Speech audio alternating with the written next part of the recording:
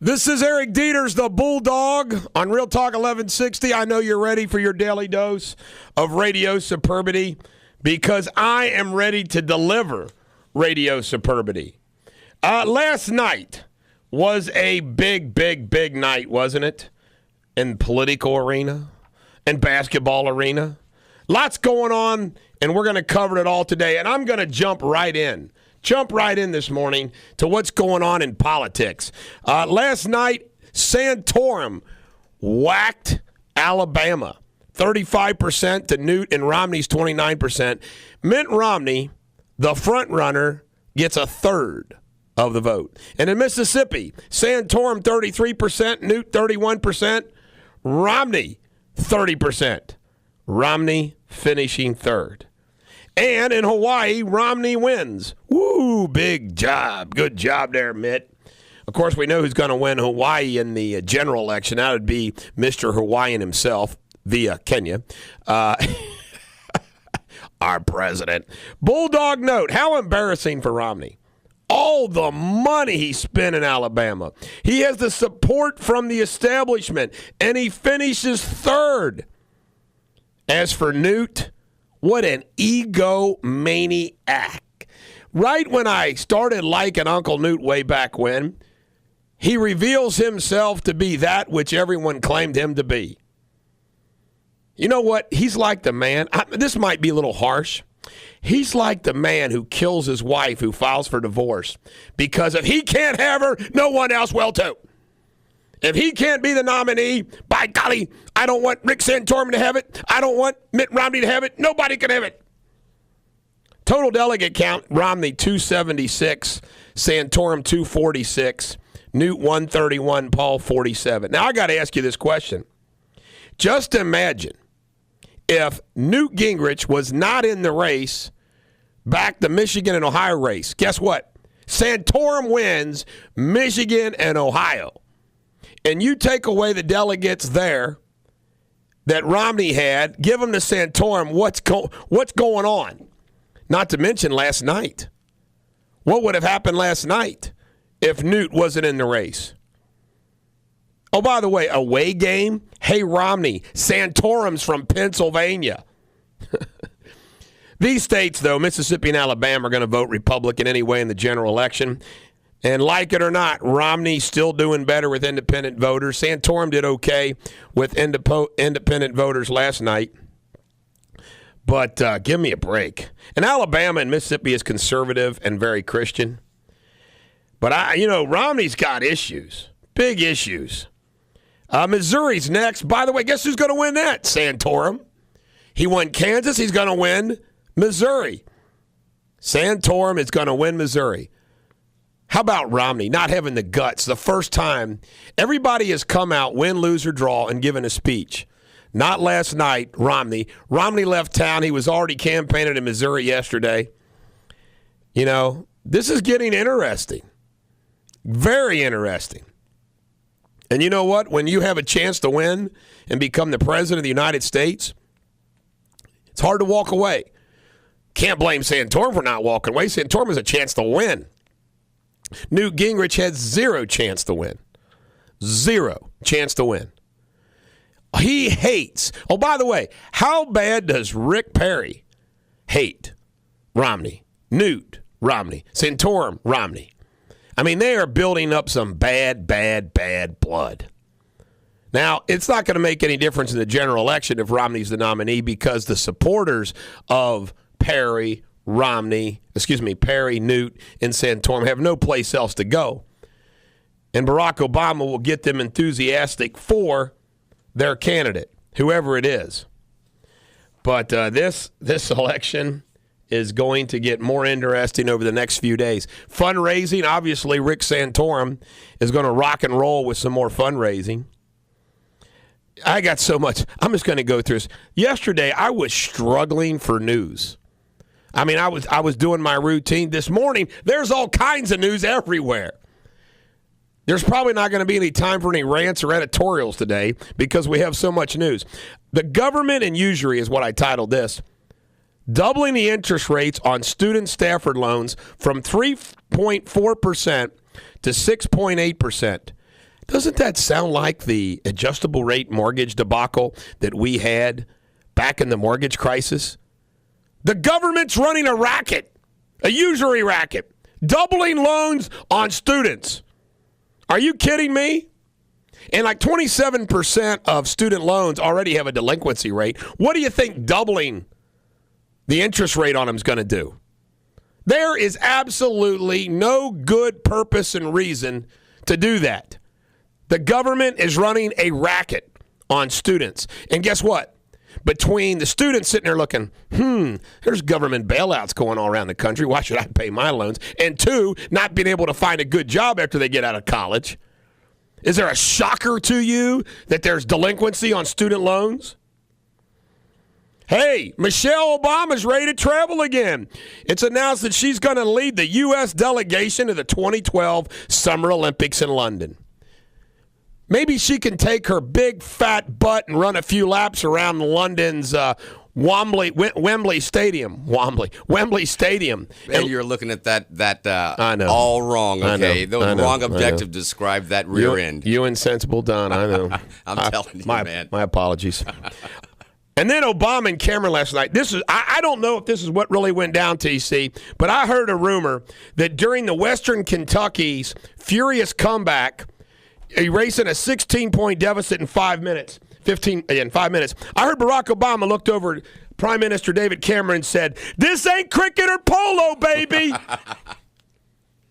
I don't know, but that's what I heard it said. That's what I heard he said. He was up in Dayton, wasn't he? This ain't cricket or polo, baby. I'm sure that's what he said. And that's exactly how he said it. Also, Barack Obama is leading a charge with Hillary Clinton. Did you know there's a small arms treaty trying to be negotiated amongst all the countries? And Rand Paul is taken up for us gun holders. You can go to dickmorris.com, one of the sites that I regularly look at, and you can see Rand Paul's sales pitch to you why you should get in the game. Got some great stuff.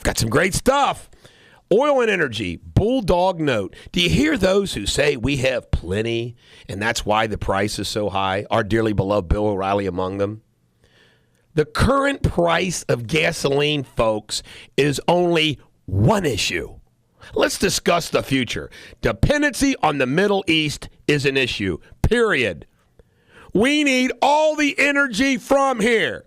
Jobs, independence, all of it vision. Let me give you an example. Okay, how about those people that say, well, we get this oil, we refine it, and we're selling it to other countries?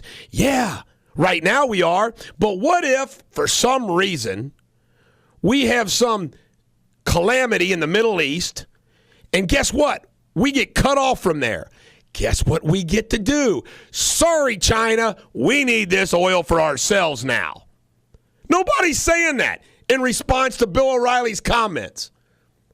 You know what? I might just be here in little old Cincinnati, the 33rd largest market in the country, but I'm smarter than the rest of them. That's all I got to say. It's reality. It's a fact. All right, now, here's another Bulldog original. You know all those pundits out there saying the Republicans need to focus on fiscal issues, stay away from the social issues. They need to stay focused on the fiscal issues. Bulldog note, sure, jobs, economy, number one. You mean to tell me we can't also show support for social issues while we're talking about the economy too? And what about this? Everybody's forgetting about this when you're talking about macro issues, fiscal issues, and social issues. How about integrity issues? Why don't we discuss Barack Obama's integrity issues? Do you know what, folks? I used to run campaigns, state campaigns, congressional campaigns, state, local campaigns, county campaigns. Do you know the number one macro issue in every political campaign is? Trust. You can do a collage. You can do a video collage of Barack Obama's lies, him and Eric Holder's lies, and integrity. Number one issue always. So let's keep those up. A little funny note that I noticed, and nobody's commented about this ever. I've never heard anybody ever comment about this. I am sick and tired of watching the congressional photo op jackwagons at their hokey dokey photo ops, standing for a group photo looking like a bunch of goofballs. Don't you? You know, John Boehner stands there with all the guys from the Republican House behind him, and then Harry Reid stands there with Nancy Pelosi and all the Democrats smiling for the cameras. And you see all those plastic-looking faces looking at the camera.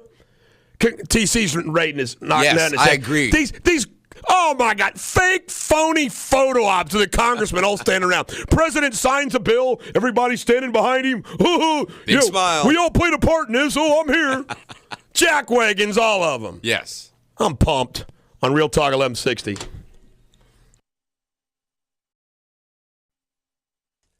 And remember, we have UC Bearcat baseball starting this Sunday, 12:30 pregame. Steve Jarnaghy will call the games. First pitch at 1 o'clock here on Real Talk 1160. And now, back to the Bulldog. This is Eric Deters, the Bulldog, on Real Talk 1160. I want to roll out the welcome wagon to Wild Man Walker, who's going to co-host this Friday and next Monday's The Other Guy Sports Show from 5 to 7 p.m. on Real Talk 1160. On Friday at 5 p.m., he's going to have the Cyclones coach Jared Scaldi. And then at 5:30, the Hit King, Pete Rose, will join old Wild Man Walker. Nice. Today in history, we got some great stuff. 1794, Eli Whitney received a patent for his cotton gin, which revolutionized the cotton industry in this country. 1923, Harding became the first chief executive to file an income tax report. 1932, photographer pioneer George Eastman Kodak died by his own hand at age 77 in Rochester, New York. Suicide. And, of course, his company's recently been dying in bankruptcy court. 1964, a jury in Dallas found Jack Ruby guilty of murdering Lee Harvey Oswald. There was no evidence except a videotape of him shooting him. That was all the evidence that they had against him, was live television of him shooting him. That's all the evidence that they had against Ruby. Tough call. What should we do? This is a virtual deliberation of the Jacker. Well, do you think he's guilty beyond a reasonable doubt? Well, why don't we ask the court if we can watch that video again that they had on television? And why don't we watch that again, and then we can vote? Come on. 1967, Kennedy's body is moved from a temporary grave to a permanent memorial site at Arlington National Cemetery. As I've said before, the Arlington National Cemetery was my favorite tourist site in Washington, and the Kennedy grave is the most stirring site at the Arlington National Cemetery. The eternal flame. TC, I think when you and I die, there'll be no eternal flame. There'll probably be a matchbox sitting there with a little melted candle that people come visiting us. Maybe you can light, and it'll burn until it rains and puts it out. Nothing eternal about it. Wow, that's what we have to look forward to? That's it? That's you and me, baby. Man. Well, what's the point? I got two great birthdays today. Let's do them. Two great birthdays. All right. Numero uno, Billy Crystal. And he looks marvelous, baby. You look marvelous, marvelous, marvelous. You know what? I really like Billy Crystal. Yeah, He's a funny guy. And he likes baseball. Maybe we can get him to take George Will to a Cubs game. And then also, today in history, and of course we've left out their ages now, Albert Einstein's birthday today. Really? E equals MC squared. You know the best thing that I love Einstein, a quote from Einstein, when he came up with the theory of relativity, and he said, relativity can be explained best this way. 1 minute with your hand on a hot stove seems like forever, and 1 minute sitting, or 1 hour sitting with the woman you love on the couch is like a minute. Sums it all up, baby. Isn't that true? Yeah. Isn't that true? He is a genius, or he was a genius. He's a genius. Good. And by the way, Albert liked the ladies. If you didn't know, he hung out at New Jersey's Princeton University, and he was a man about town. Can you imagine being Albert Einstein? Oh, my God. It's like being Bill Clinton, but you're Albert Einstein. Hi, I'm the smartest man in the world. Yeah. You want to have some fun with the smartest man in the world? You said something earlier. I want to mention Eli Whitney and the cotton gin. Yes. This man was a jobs blocker, wasn't he? Now think about it. Didn't he eliminate jobs with that? Yes, I'm not complaining about the jobs he eliminated. He eliminated a lot of slavery jobs. Not complaining about it, but wouldn't that make him a jobs blocker there? Eli Whitney was a big job blocker. Thank goodness. Big time job blocker. I got a great history story to share with you. Now, this is funny. Until I get a clarification from Sarah by text message, the joke of the day, I didn't understand. Thank God I proved it, because if on the air I told you the joke of the day as it currently reads, we'd be like, what? I mean, I'm not kidding you. I read the punchline. I'm like, this makes no sense. So I'm getting a clarification. History story's good.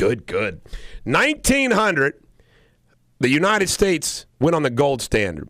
President McKinley signed the Gold Standard Act, which had been ratified by Congress. It established gold as the only standard for redeeming paper money and also stopped allowing silver in exchange for gold. The value just over $20.67 per troy ounce. Troy weight was based upon a pound of 12 ounces. Think about what it is today, over $1,800. The Great Depression in the 1930s resulted in the abandonment of the gold standard. The Gold Reserve Act of 1934 also withdrew all gold from circulation, and Congress nullified clauses in public and private contracts that provided for payment in gold. You know, the bottom line, folks, what you're talking about is every dollar had to be backed in gold. You know, how much gold would we need to do that today in light of Bernanke's printing press? I don't think there's enough gold in the world. Somebody answer that question. My guess is there's not enough gold in the world to back the dollar. At the conclusion of World War II, the U.S. and Great Britain created an International Monetary Fund. That body set up a value of $35 per ounce for gold. Other countries participating in the IMP required to maintain their currencies at a specified parity against the dollar, thereby tying much of the world to a dollar standard that was in turn tied to the gold standard. The system fell apart after debilitating inflation in the 60s, caused by countries exchanging dollars for gold from the U.S. Treasury, when world gold prices exceeded the $35 value set under the IMF agreement. And then a day that will live in infamy. Nixon announced on August 15, 1971, that the United States would no longer exchange dollars for gold under the IMF standard. Within 2 years, currency exchange rates were allowed to float against each other. The bottom line is you had betting in currency begin, which goes on today. Isn't that amazing? You can make money betting on currencies, which is going up, which is going down. It's incredible. These floating currency rates are set by market forces rather than artificial parity rates set by the IMF, and the change constantly in foreign exchange transactions conducted through banks and currency dealers. In 1975, the IMF eliminated gold as the basis for international monetary standards, and 2 years later, the prohibition against gold clauses was repealed, allowing private sales of gold. Do you know that, folks? No private sales of gold? Gold. Little history for you about the gold. Shakespeare for the day. I love this quote from Shakespeare. Some are born great. Some achieve greatness. And some have greatness thrust upon them. William Shakespeare. Jacob, did that just not give you chills up and down your spine? Jacob, the videographer. There's an end of an era, folks. Remember those encyclopedia salesmen that used to show up your door, just like the Jehovah's Witnesses? You know how you scare away a Jehovah's Witness, don't you? I've told you this story before if you haven't heard it. When the Jehovah's Witnesses comes to the door and ring the doorbell, you go to the door, and right after they start their little diatribe, you say, "Stop! I worship Thor, God of thunder. Leave these premises," and close the door. Those Jehovah's Witnesses will never come back. They'll say, "Oh my God. He is a pagan." When we return, I'm going to explain to you some economics, including the fact there's no more paper. Encyclopedia Britannica. A moment of silence, please, on Real Talk 1160. Eric Deters, the Bulldog. My mind is always on fantasy. Fantasy football, you mean, right? Absolutely. On Real Talk 1160. You know, a Bulldog Nation member, Chip, sent me a text saying that back in the 30s, there was a $10,000 fine for owning gold. Got a funny story to tell you. When I was a little boy on the farm, this was before, I guess I was 8 when I started working on the farm. So this must have been like when I was 7, playing in the creeks. And maybe even later than 8. And I remember busting rocks, you know. And I remember breaking open a big old flat rock, and there was what I thought was diamonds in the rock. And I remember taking that rock up to the house thinking I had just found the mother lode of diamonds. How old were you? I don't know, under 10. Okay. To my chagrin, I found out that it was just crystal. I mean, it looked like diamonds to me. I said, oh, my God. I thought I was a filthy rich young boy. And to this day, because my dad has 1,000 acres, to this day, I always thought to myself, how cool would it be to find natural gas, oil, gold, something good on the family farm? Yeah. It's never been mined or drilled, TC. I say let's mine it and let's drill it. Run a pipeline through there. Yeah, the Bulldog pipeline going through the Bendy farm. The DXL. The DXL. That's good stuff. I was just thinking something. I think, somewhere hidden away in the basement, a set of Encyclopedia Britannica. You think I'll be rich one day? Maybe. You know, I've got written encyclopedia too, and we bought one early on.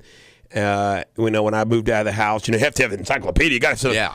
And it is so obsolete. I know. I mean, I'm talking about it's been forever. So, let's face it, the old internet, baby. No need for a written encyclopedia anymore. But you see, I'm ready. When the computer goes down, I've got that box, the full set, somewhere in the basement. Hey, we mentioned Einstein's birthday. Something to remind everybody about if you didn't know this. They did save Einstein's brain. And Einstein's brain is larger than a normal-sized brain. Really? Yep, it is. Interesting. A larger brain. Now, I don't know how large my brain is, but this is true. My brother-in-law, Johnny Armstrong, was into sleep studies. He worked with Dr. Mosier when they set up the St. Elizabeth Medical Center sleep study, and they needed some guinea pigs to go down there and sleep all hooked up and everything else, and they do all these measurements. And I remember Johnny measuring my skull, and he said that my head is bigger than a normal-size head. Now, that's literally, not figuratively, TC. So he said you had a big head, huh? That is literally, not figuratively. Not an ego-related thing there, is it? Of No, course not. I got an actually big head. We know that. To harvest that brain in there. So many jokes. Too easy. Too easy. Continue. The net profit from oil companies is 6.2% on a dollar. The pharmaceutical and computer industries over 20%. So why does Obama hate them so much and want to tax them more?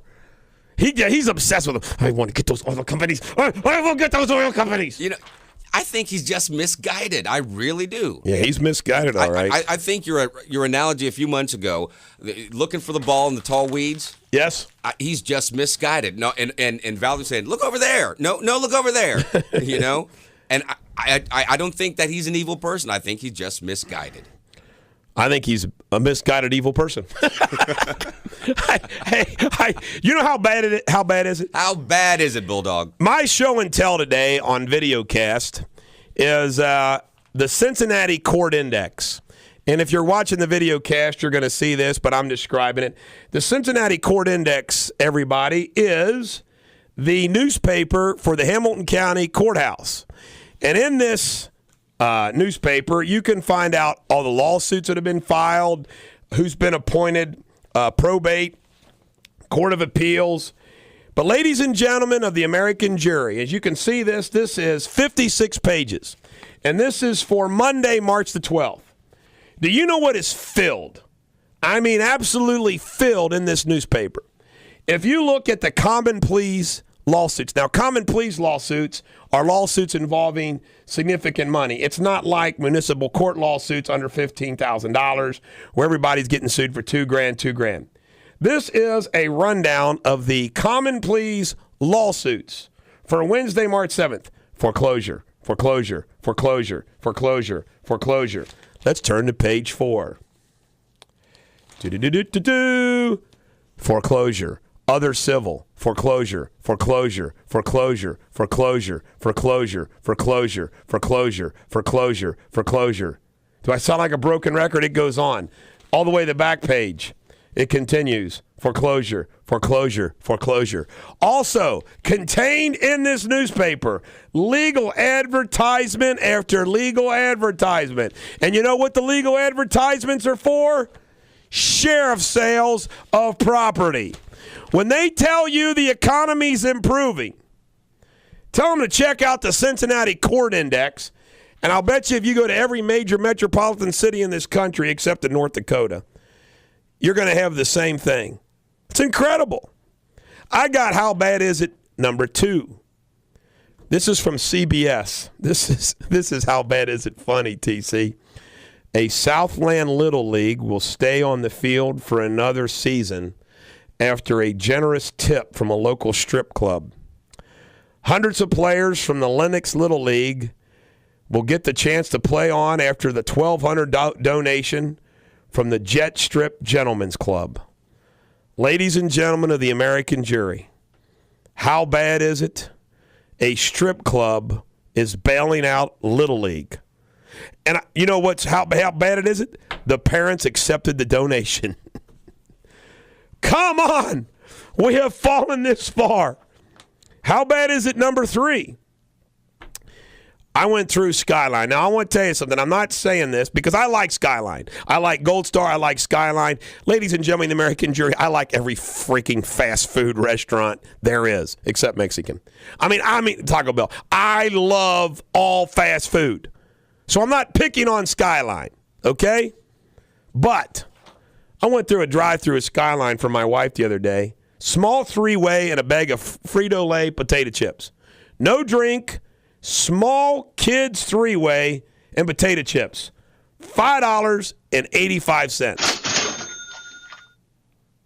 I'm going to start packing peanut butter and jelly. We have Jim from White Oak. By the way, if you want to call and say something witty or wise, 513-579-1160. Jim from White Oak, have your say, buddy. Hey, Eric, the show moves so daggone fast. Every time I call, I feel like I'm obsolete already. But I also have a set of really good condition Encyclopedia Britannicas that I bought when my oldest child was in the 5th grade in 1989. Took 3 years to pay off. Was really a cough, and it became obsolete. With a few years later. Right. But again, like TJ said there. Look, if the internet goes down, then we're ready. Right. Secondly, this is just a little fact I got from Carol. I think her name is Carol Austin Fitz, who used to be in the Reagan administration. She was on some show in the last year. She said that, interestingly enough, even though FDR put out the call for everybody to turn in their gold, they didn't actually even go out or seek it out of one home. They just let it be a voluntary basis, and of course, a lot of people buried their gold somewhere.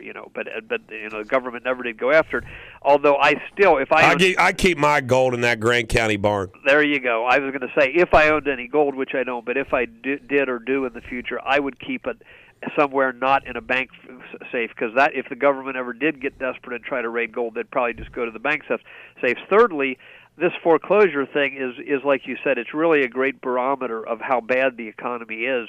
And I just wanted to say something that may help some people to at least stay in their home a little longer. My dad is an attorney. He's 81, but he still practices. Good for him. He's quarterbacking, and he's kind of the same age as your dad. I think, and your dad, 82. He's still active too, right? Yep. But in one here in Hamilton County and one in Florida where he just passed on some advice, all the people did was simply say, would you please produce, Mr. Bank, would you please produce the original note to prove that I owe you the mortgage?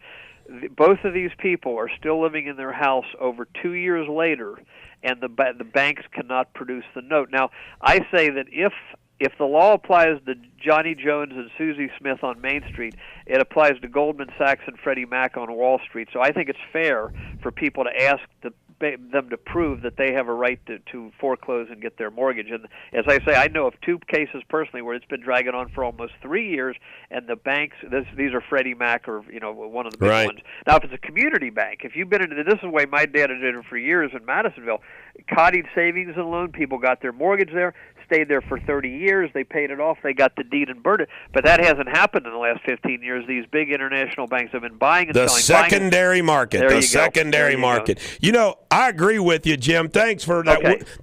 wise call. You know, one of the things that I just amazed at is these banks refusing to renegotiate with people, and rather foreclose and just renegotiate the deal. We return more radio superbity on Real Talk 1160. Make sure you join Dennis Miller this afternoon, 3 to 5, right before the Other Guys Sports Show here on Real Talk 1160. And now, back to the Bulldog. Eric Deters, the Bulldog on Real Talk 1160. Remember, you can email me at eric@ericdeters.com. You can also text me at 859-250-2527. Remember, I think I'm down to like 38 or 37 days in my Kentucky suspension. Almost halfway there. But I'm still licensed in Ohio and Florida. Bulldog Nation held hostage. That's what we should do, number 38. We have a feel-good. You know, did you hear yesterday? You hear yesterday, TC goes, hey, let's do country week. Let's do country. So I picked out Clint Black, Killing Time. But you know what? You got to be nimble. And I agree with my producer because there was a death. There was a sad death of Michael Hosick. You're saying, who's Michael Hosick? Well, he was the drummer for the band The Doobie Brothers. Yeah. And I love this song. So our feel-good song of the day is The Doobie Brothers. I love this song. China Grove and Listen to Music are my two favorite Doobie Brothers songs. Black Water is my karaoke song. Blackwater? Yeah. Oh, Blackwater. That was our first hit. Yeah. And by the way, you didn't know this, the Doobies had two drummers. It was called the dual drummer set. Aha. Get that unique sound. So which drummer is Mike? That's a good question. Let's do a You know what? You'd like this guy. You'd have liked this guy a lot, Bulldog. I think so. He was your kind of guy. You know, he was a 4-year Navy veteran. Salute. Salute. Semper Fi. He liked to hunt and fish. You could have hung out with this guy. I could have hung out with him. Listen to the music. He liked to hunt carp, fish carp. Yeah, we could have shot carp together up at the upper Mississippi. You know, he could have brought the band along. You'd had tunes. It'd been great. Not just any carp, Asian carp. Right, right. Damn Asian carp. And he fought in Vietnam. I tell you right now, you fought in Vietnam, you got my respect. You fought in any war, you got my respect. No doubt. No doubt. How many of us have had bombs thrown at us, bullets shot at us? Not me. I've never been shot at, to my knowledge. I mean, somebody might have shot at me and missed. I don't know. What was that? What was that? It must have been What was a that? bee. What was that? What was that buzzing noise? Bring them all home's what I say, folks. Now, see, this is a feel-good song. All day, people be All day humming, long. You know? People are going to be humming it. Be putting it on their iPod. There ain't nothing you can do or say. Feeling good, feeling right. Let the music play. Ladies and gentlemen, American Jerry, one day, some radio station somewhere is going to let me be a rock and roll DJ. You know what cracks me up about rock and roll stations? What's that? They play a bad song. I mean, I crack all the great music out there, like from my iPhone. I'm sitting there thinking to myself, there is never a reason to play a bad song. Let me give you an example, like a great band. Okay. Name the great band, Aerosmith, Bad Company, whatever it is. Yeah. They'll play like the song you least like, the public least likes from that band. It's like, from all those hits, you chose that one? Yeah.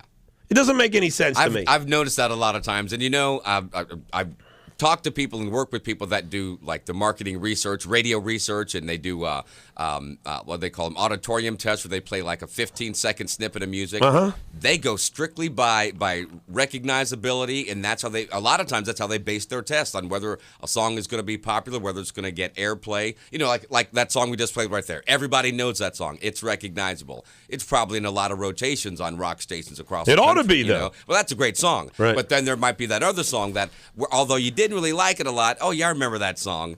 And they go by recognizability rather than by likability. And That's that's weird. why you hear a bad song on the air. Well, that's an explanation. That's it. That's an explanation. And they all say, it didn't test well. It didn't test well. Well, who cares if it didn't test well? Jack Wagons today. And I got my Jack Wagons up here. I can Jack Wagon today, folks. I got to move these papers. Look out. Jack Wagons today, the Kentucky House of Representatives. Kentucky is a burly state, I think second only to North Carolina, Tobacco Row. So what do? They pass a law banning cigarette smoking in public places. Is that incredible? Incredible. The IRS is shafting a whistleblower. We're going to get to that. St. Bernard. Guess what? We're going to get to that in legal news. The mayor and city council of St. Bernard's Jack Wagoned. You know, those of you that belong to AA and you go in there and you say things in front of everybody and say, hey, you're sworn to secrecy. You cannot reveal anything that you say in the AA meetings. I got a legal story coming up. You might want to be a little more cautious because these AA tattletales got prosecuted. And congressional group photos deserve Jack Wagon. Our oracles today, we have two. Wild Man Walker, welcome to the Real Talk 1160. And although I sue him from time to time, I want to welcome aboard to the Oracle status Good Samaritan Hospital, who deliver more babies than any hospital in the state of Ohio. You need to get a drink there? You had a lot of Jack Wagons there. A lot of Jack Wagons. You had a lot of pin-up Jack in you, didn't you? Yeah, I want to promote some fundraising events real quick. And I just picked this because the commercials moved me. The Wounded Warriors commercials that I've been watching on television, and you've been watching them too, just have moved me. You want to help the Wounded Warriors? 877-768-6807 or support WWP.org, and it's on my blogger newsletter. Tornado fundraiser, Piner Sunday, this coming Sunday, March 18th at Peacocks 2, 1 p.m. to whenever, $5 all you can eat. Lauren Houston, who's a great local guitar player and singer, plays at 1 p.m. for 90 minutes. Then there'll be others. Piner Fitchburg Fire Department has a fundraiser for tornado victims Friday from 5 to 8 p.m. And my good buddy Icky Woods has Body by V1 Challenge Party. Meet Kevin Merriweather, a 5-star ambassador, on Wednesday, March 14th at the Drawbridge Inn at 7 p.m. For more information, check out my blog. I got a prayer request from a client and fan. We are asking everyone to say a prayer for Dark Horse, 3rd Battalion, 5th Marine Corps, and their families. They're fighting it out in Afghanistan. Good golly, they've lost 9 Marines in 4 days. Jeez, oh Pete. Justin Allen, Brett Lindley, Matthew Weichert, Justice Bartlett, Dave Santos, Chase Stanley, Jesse Reed, Matthew Johnson, Zachary Fisher, Brandon King, Christopher Gakey, Sheldon Tate. Bring them home, damn it. Got to get him out of there. Bring him home. Stupid. Isn't it crazy? It is. It's insane. Insane. You ready for some pop culture, TC? Yes, but first I want to say something. I don't know who it was, but there was someone I heard on America's Morning News this morning. They were talking about the president apologizing for, the soldier who went and shot the families and that. And I'm not condoning his behavior, but nobody is. But there was a comment, and whoever said this, I want to give him credit, but he said, you know what? When people from other countries kill our citizens, we don't get an apology. You're right. We never get an apology. Senator Lieberman did a great job of explaining. By the way, you know what? Lieberman can be kind of milquetoast sometimes, but overall, I really like that guy. I really like Joe Lieberman. He's honest. He's an independent guy. He's registered independent. He went back and forth, but he's honest. We got about a minute for pop culture. Let's save pop culture when we come back. By the way, a little segment to add to history. I watched last night a documentary about Daniel Boone. What a life. Yeah. He lost sons to Indians. He lost all of his land to these land grant things. He was what an incredible life Daniel Boone lived out in the old frontier. He carved that famous thing in tree. Daniel Boone killed a bar there. He didn't know how to spell, but who cares? We'll be back with some pop culture. God bless the troops on Real Talk 1160. This is Eric Deters, the Bulldog on Real Talk 1160. And before we get to pop culture, we've got a corrected joke of the day. I sent a text to Sarah and said, Sarah, I do not understand this joke. Jacob read it. He did not understand the joke. So we got a new joke, and it's a good one. A big city, Chicago lawyer went duck hunting in rural Wisconsin. He shot and dropped a bird, but it fell into a farmer's field on the other side of a fence. As the lawyer climbed over the fence, an elderly farmer drove up on his tractor and asked the lawyer what he was doing. The lawyer responded, I shot a duck and it fell into this field. Now I'm going to go retrieve it. The old farmer replied, this is my property and you're not coming over here. The indignant lawyer replied, I'm one of the best trial lawyers in Chicago, and if you don't let me get that duck, I'll sue you and take everything that you own. The old farmer smiled and said, apparently you don't know how we do things in Wisconsin. We settle small disagreements like this with the Wisconsin 3-kick rule. The lawyer asked, what's the Wisconsin 3-kick rule? The farmer replied, well, first I kick you 3 times, and then you kick me 3 times, and so on back and forth until someone gives up. The attorney quickly thought about the proposed contest and decided he could easily take the old codger. He agreed to abide by the local custom. The old farmer slowly got down from the tractor, walked over to the city fella. His first kick planted the toe of his heavy work boot into the lawyer's groin, which dropped him to his knees. The second kick nearly ripped the nose off his face. The lawyer was flat on his belly when the farmer's third kick to the kidney nearly caused him to give up. But he didn't. The lawyer summoned every bit of his will and managed to get on his feet and said, okay, you old man, it's my turn. The old farmer smiled and said, nah, I give up. You can keep the duck.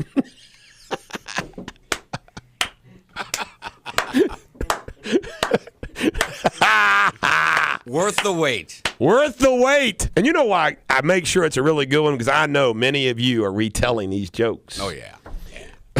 You know what? Lawyer versus old farmer. I bet on old farmer. Yeah. Well. All right, here's some pop culture for you. All right. Last night, I stayed up late working. I stayed up, I think, till 2:30. Then I took a 2-hour nap to 4:30. But I watched the movie Atlas Shrugged, which was based on the Ayn Rand novel. You know, it's about what happens to America. And I'm sorry, this is a scary stuff. Why? Because it's happening now. In this movie, TC, the American government passes a law that makes it illegal for a person to own more than one business. Really? Now, I got to ask you this question. Would that shock you if Obama and the Democrats said, you know what, you can only own one business in America? Yes, I would. See, it wouldn't shock me. I think that's the kind of thing that they might try to do. But anyway, it's scary because you're watching this and you're thinking, man, could that happen? This could happen in America. Direct TV commercials, are they not funnier in hell? That one about the Charlie Sheen, you know, like if you get down on your luck or whatever, you go to happy hour. If you go happy hour, you're up for anything, and you end up in a Turkish bathhouse, and then you're doing platoon scenes in a hotel room with Charlie Sheen. God, that is funny. You know what? I think Bob from Aurora is writing for DirecTV. Yeah, Yeah, he is. Can you imagine calling your wife? Okay, this is a virtual call. Hey, honey, I'm not going to be home right away. You know, I met Bob and the boys at the TGI Fridays, but you know what? Or wait a minute, Grandview Tavern. Yeah, we met at the Grandview Tavern then we went to the Montgomery Inn. But you know what? We've decided that. I'm going to be a little late because I met Charlie Sheen, honey, and Charlie wants me to hang out with him for a little bit. Where you guys hanging out? You don't want me to go out with Charlie Sheen? Can you imagine telling your wife you're going to stay out a little later to be with Charlie Sheen? Don't ever come back. Don't ever come back. You're going to do what? And I think it's the Geico commercials, but I don't want to get it mixed up. Those 3, middle school girls looking at that guy eating bad food, and the one girl goes, really? The other girl goes, seriously? The other one, God, that's so gross. What is it, like the food police? I haven't seen that. Really? Seriously? God, that's so gross. Everywhere he goes, he's eating bad food. Need to get the grammar police on that. Really? Seriously? God, that is so gross. Senator Grassley is right but late. He is complaining on Twitter that the History Channel doesn't have any history on it. Duh! I've been talking about this for over a year. All the great stories in history that I discuss and tell the American jury on this radio station, and they can't produce history stories. They got pawn shop stories, picker stories. The History Channel ought to have history. You know what? I might just raise some money and start a real History Channel. She's grown on me. Dana Perino of Fox News. I couldn't stand her when she was Bush's press secretary, but I think she's worked really hard to kind of stay up on issues, and on Fox and 5 in her commentary, she's kind of grown on me. Yeah. Dana Perino. That's good to hear. Are you ready for some sports? Yes, we are ready. Howard Cosell and sports. I liked Howard. I miss Howard. Last night in the NCAA tournament in Dayton, Western Kentucky, they come back from a 16-point deficit with 5 minutes left to beat Mississippi Valley State, who's coached by former UK coach player Sean Woods, 59-58. And this is when Barack Obama turned to David Cameron and said, "This ain't cricket or polo, baby." And then BYU, 78, Iona, 72. BYU came back from a 25-point deficit. Incredible. And, of course, Western Kentucky now gets to play UK and lose by 54. The Reds lost to the Royals yesterday in spring training 7-5. Syracuse, a big ouch. North Carolina's thinking, we got to clear a path to the final two. Their center, Fab Melo, has been ruled ineligible to play. In the article that I read in USA Today, they didn't say why, but he's ineligible to play. NFL yesterday was day one of free agency. It's going to get crazy. Today, Peyton Manning is going to see the Tennessee Titans, which would be interesting because then he'd get to play the Colts twice. Really? Wouldn't that be cool to see him come back and play Luck and the Colts? That'd be a sellout game for sure. If you'd forgotten about this kid, Bryce Harper was that young phenom. He was 5 for 11 in spring training for the Nationals before his calf injury. He might be the right field starter. NASCAR has a tweet problem. From the Charlotte Observer, Brad Keselowski tweeted in a photo, before the big race. Yeah. And now everybody's upset. Denny Hamlin says, "Where does it end? What do you do? Do you text or tweet during cautions, and then you look up and run into the guy behind you? I don't know." Because you're allowed to have your cell phone with you in that race car. I say it's great. Well, now, wait a minute. Text and drive. In Kentucky, you're not allowed to text and drive. But you can in NASCAR. Yeah, why not? Okay, you're only going 1 billion miles an hour. You know what? It is pretty. Now, I'm assuming no race car driver going 190 is going to text or tweet, but you never know. Hey, wait a minute. In straight stretch. Of course, they got those special cars, that the roll bars, like, you see, and, you don't really, I shouldn't say really, but you're not going to get hurt as badly as... You're going to text your teammate, "Hey, Jimmy Johnson, move over. Get out of my way. This is your buddy Junior. Is it? He's right behind you. Let's not let that guy win today." More NCAA facts. And by the way, folks, the Courier, just to tell you how ate up Kentucky is with basketball, the Courier-Journal Lexington Herald, which I get every day, they have much more coverage about the NCAA than the Enquirer. I mean, it's just reality. Leading scorers, Creighton, Doug McDermott, 23.2. Top assist, Kendall Marshall, 9.6 assists a game. Top shot blockers, Anthony Davis, 4.7 from UK. Sharpshooters, 700, Ricardo Ratliff from Missouri. Anthony Davis from Kentucky is shooting a 66% because he's dunking all the time. Right. 3-point shooters, Deron Lamb is shooting almost 50%. That's pretty good. Really? And chairman of the boards, Thomas Robinson at Kansas, who is competing with Anthony Davis for Player of the Year, 11.9 boards a game. In Reds baseball also, they say that ticket prices will go up. Not go up, the attendance they expect to do very well. Sorry about that. It increased 7% last year to 2.2 million.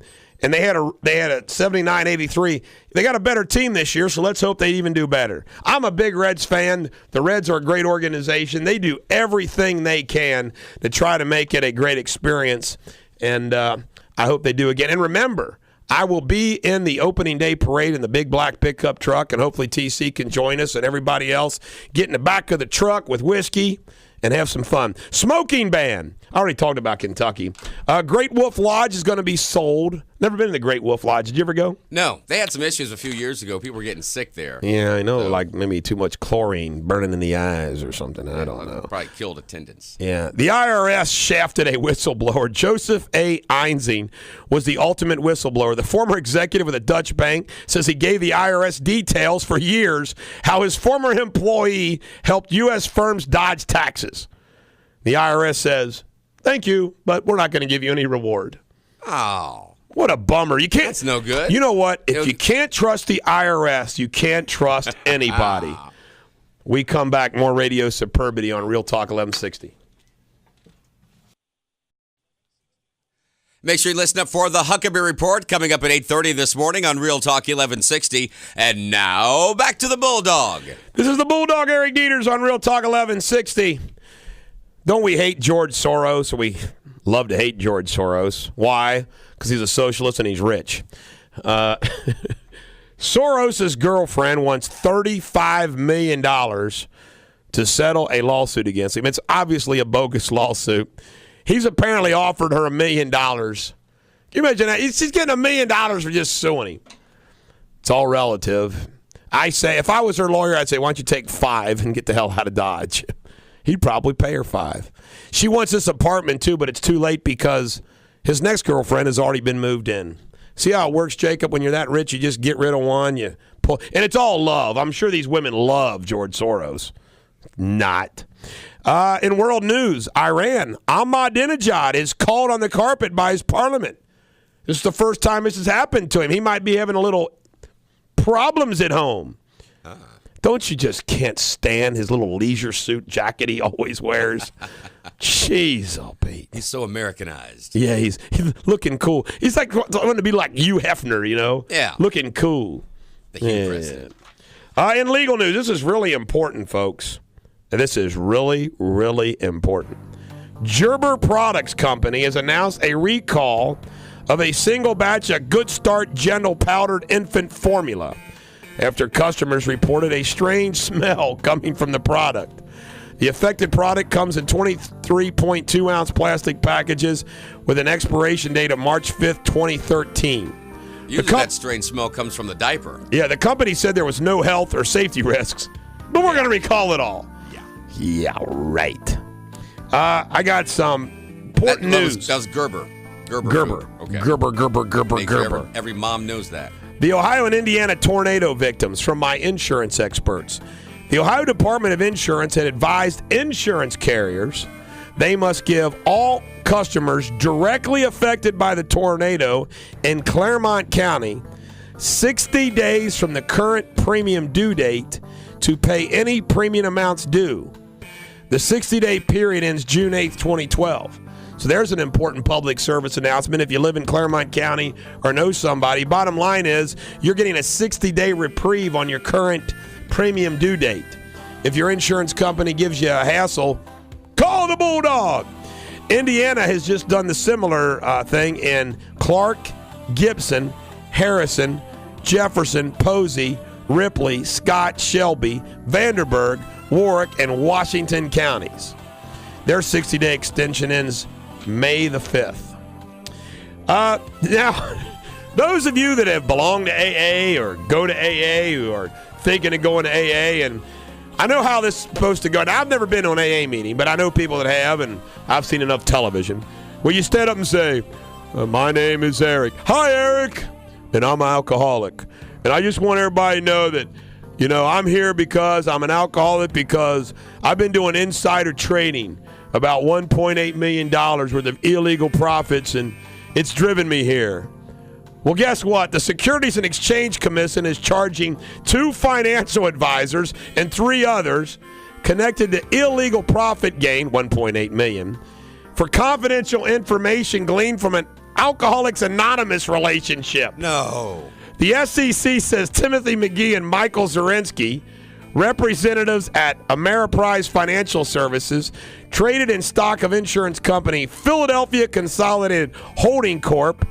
Before it was publicly known, it was being acquired by a Japanese firm in 2008. McGee obtained the information after an executive at the Philadelphia insurer with whom he had a relationship with through Alcoholics Anonymous complained about pressure he was facing due to the impending acquisition.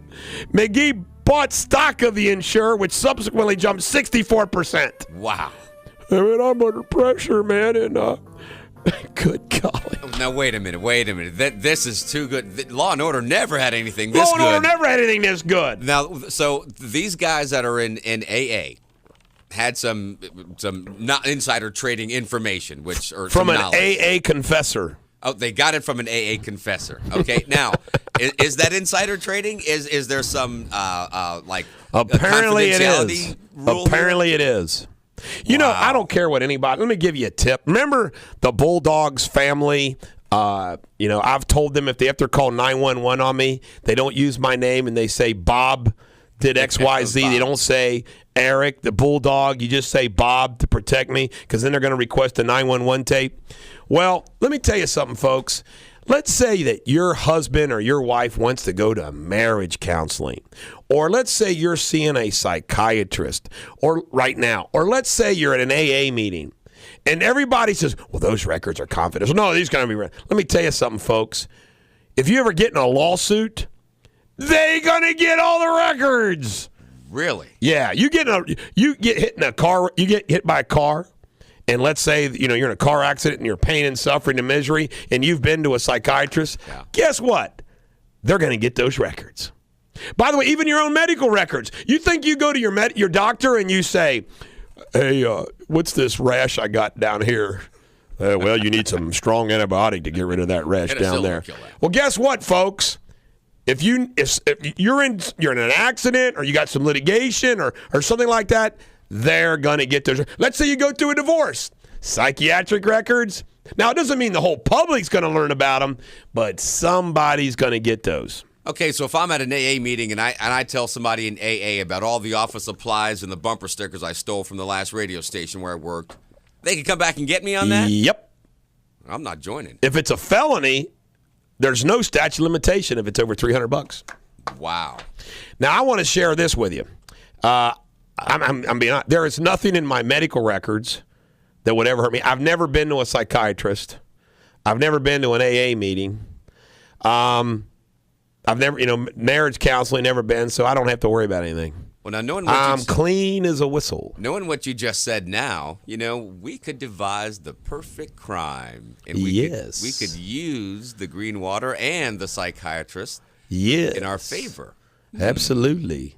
I still think one of the greatest crime movies of all time is the, what's it called? Malice? Something Malice, where Alec Baldwin plays a surgeon and he's cahoots with this guy's wife. And like he's drunk and he does a hysterectomy on her when she's not supposed to have a hysterectomy. Yeah. So now she can't have kids. And then they do his deposition, and he acts like he's got a God complex, and they settle for like $11 million. And then she leaves her husband and hooks up with Alex Baldwin. That is a brilliant, brilliant plan. Yeah. For example, I could do that. Somebody comes to me with a good case, and I got XYZ in legal malpractice.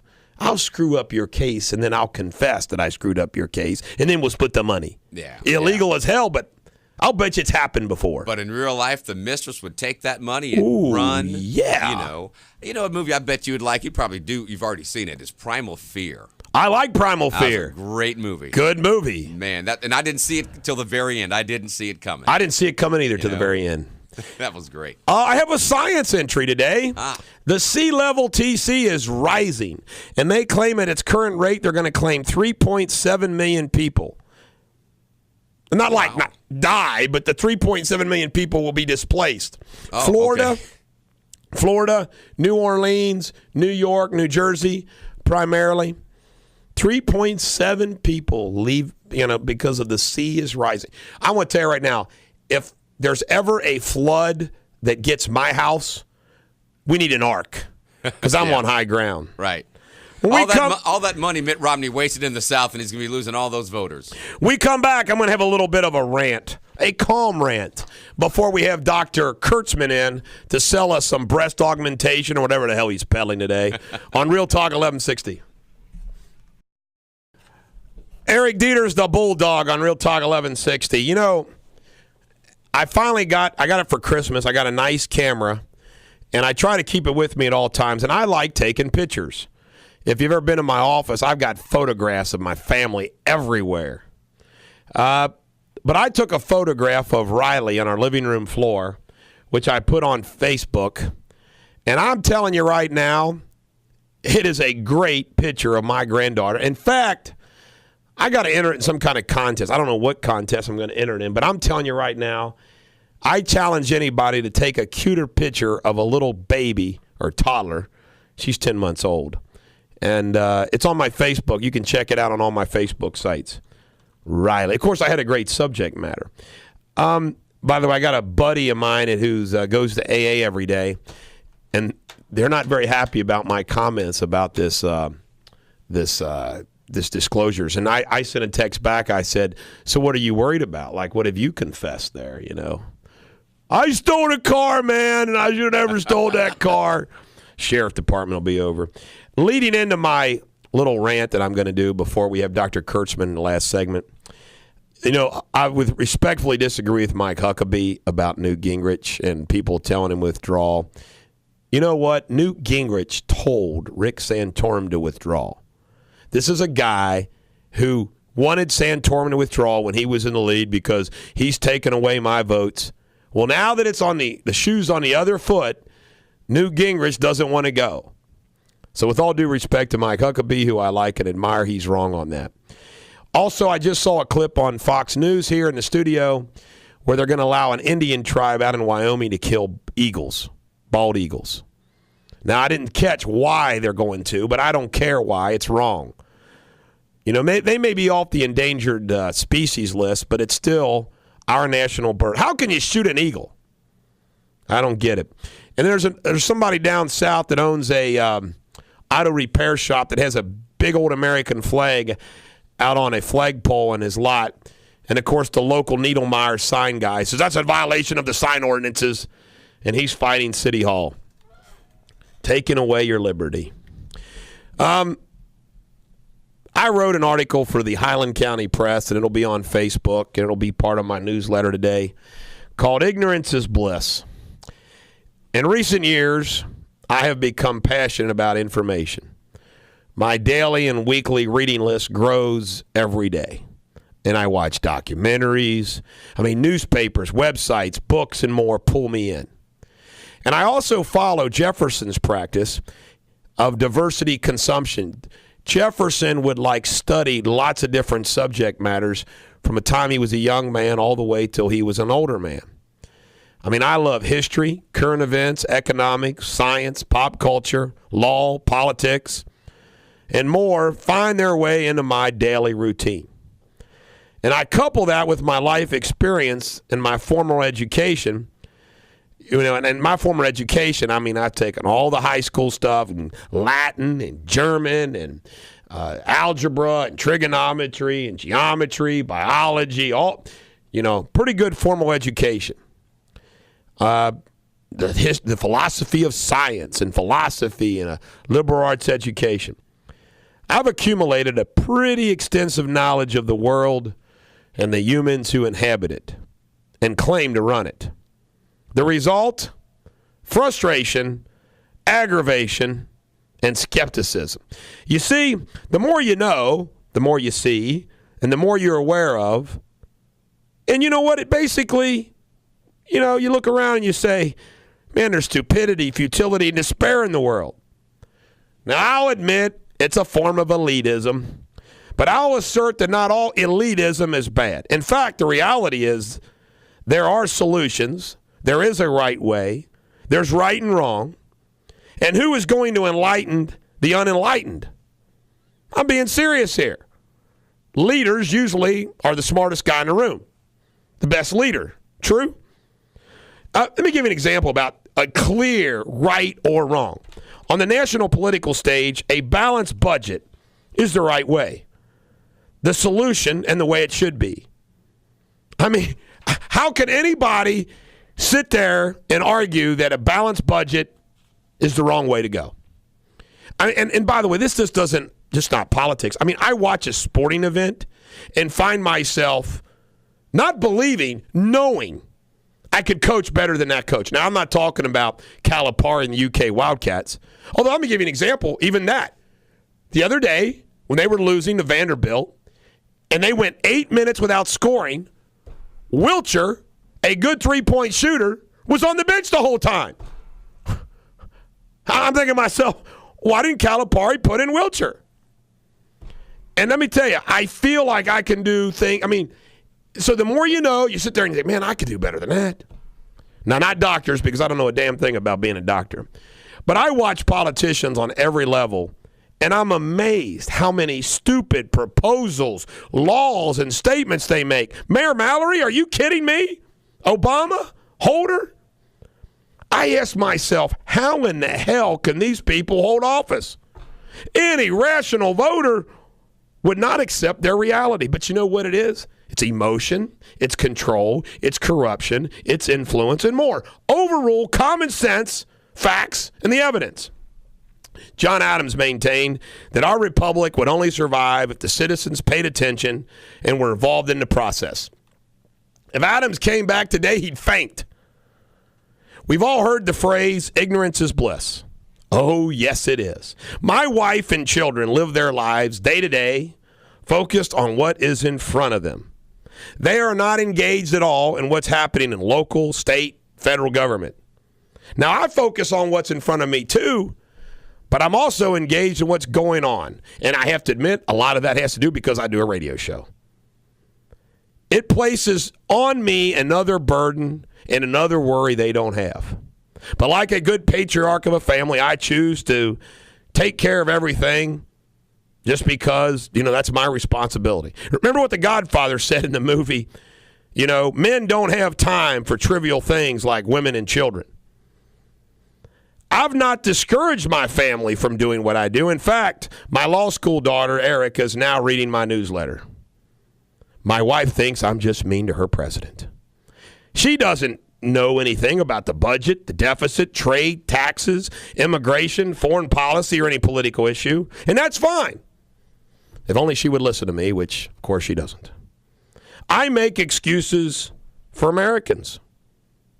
They're stressed, they're busy, they're struggling, and more. They have neither the time or the inclination to read the Wall Street Journal. Are you kidding me? If you're an average blue-collar worker, you ain't got time to read a Wall Street Journal. You're worried about putting food on the table, making your mortgage payment, paying those school fees that your kids need. So saving the world, ladies and gentlemen, the American jury is left to you and me. We don't have the bliss of ignorance, do we? We have the curse of knowledge and curiosity and a desire to make the world better.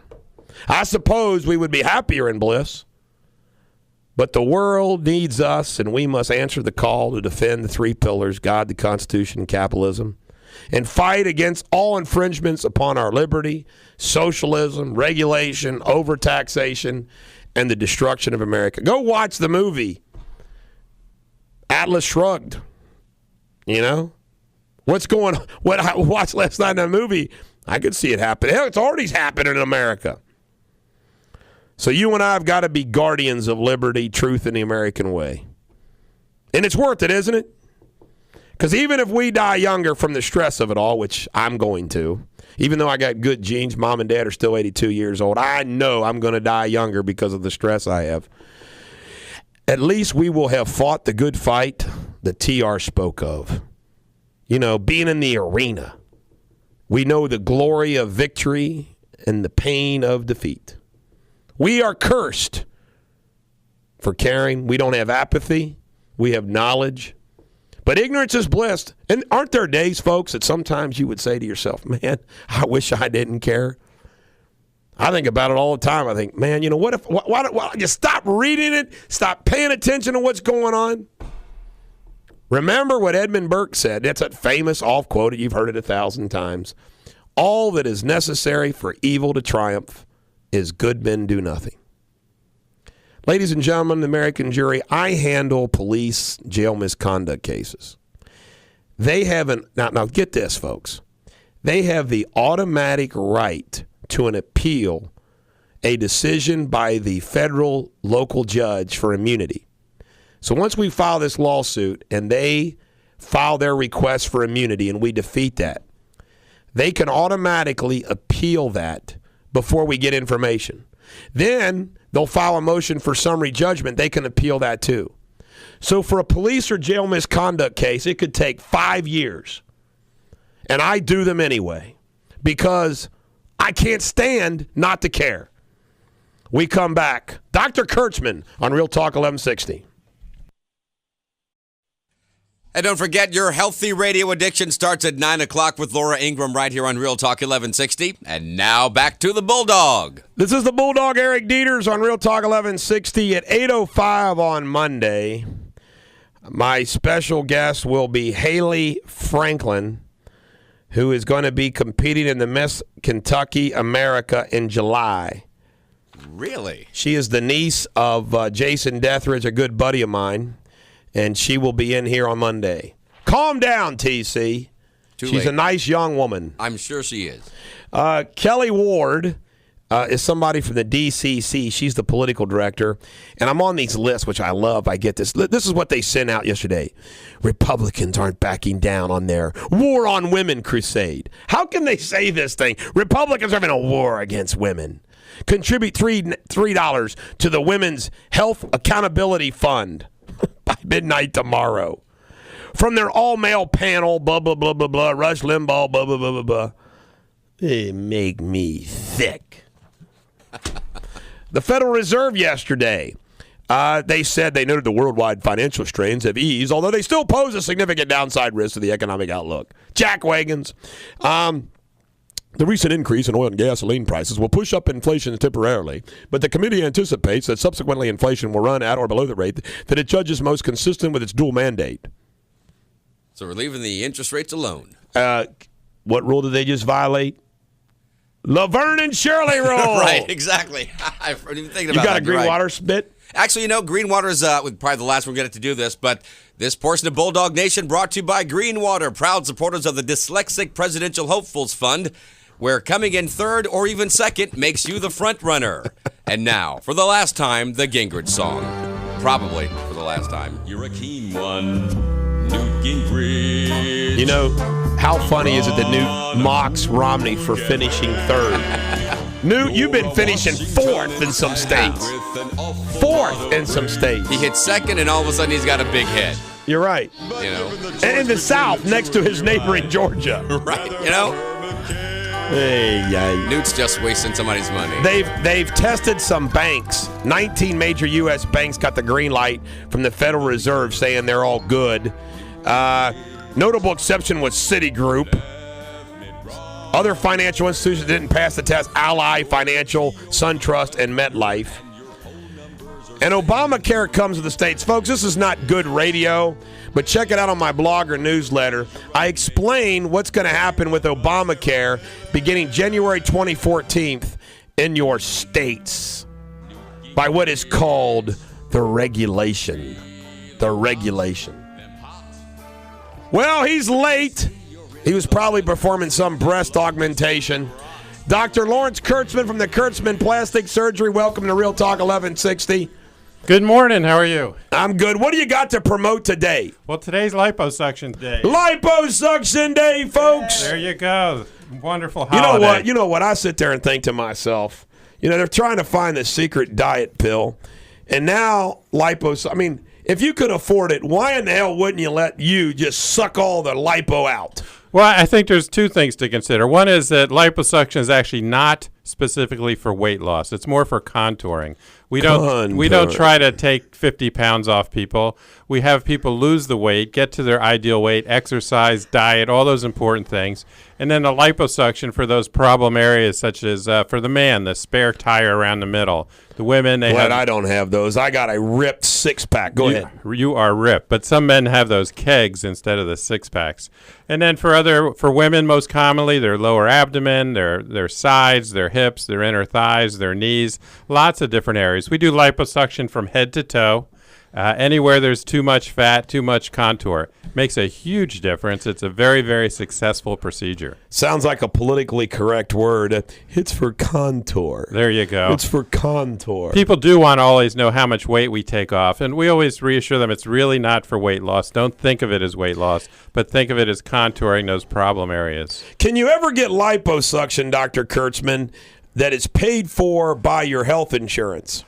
There's a rare case, occasionally with a woman whose breasts are too big, especially the younger women. Oh, I hate when that happens. I hate. And instead of cutting out the tissue and putting a lot of scar, a lot of times when they're young, they're in their teens or in their early 20s, we'll just do liposuction of the breast. And if you take off enough, occasionally that will be covered. Some people have asymmetries where one side is very different than the other. Sometimes it'll cover, but 99% of the time it's all out of pocket. You know, I made a joke about it, but in all seriousness, I know of some women that have had breast reduction because it hurts their back. Oh, it's miserable. Breast reduction, we could talk about that one day too, is let's stick to liposuction. My happiest clients are breast reduction patients. Liposuction, is it reasonable? Like, for example, I guess it depends on how much and what area of the body, depends on how much it costs? Yeah, we charge by the area. The first location is $1,900. Additional areas are $1,200,